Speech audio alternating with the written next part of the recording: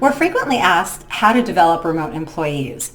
It's so important to recognize that in today's day and age, many of our employees are working remotely, but we still want them to feel very tied to one another and to our organization's culture.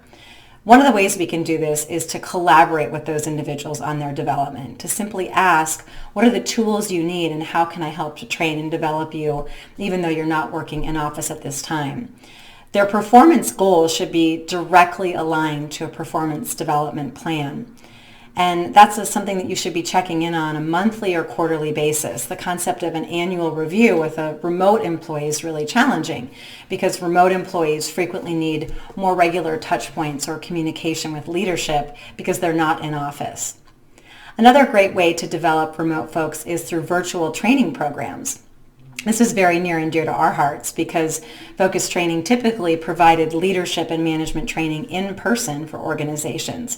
In 2020, we pivoted to 100% virtual offerings.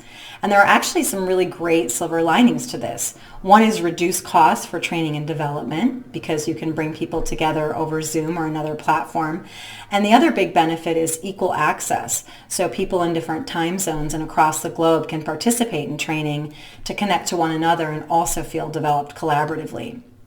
Another opportunity to develop your remote folks is to tie them to coaching and mentorship.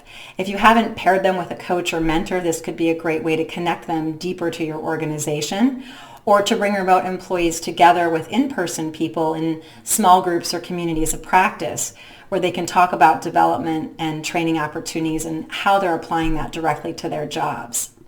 Finally, we would encourage you to think about stretch assignments and cross-departmental opportunities. If you have a project that you're working on, can you pair some people that are remote with people who are not remote to give them a chance to build connections across the organization? Most importantly is just to recognize that remote employees are equally as valuable as all other employees in our organizations. We need to just make sure we set goals so that they feel that way.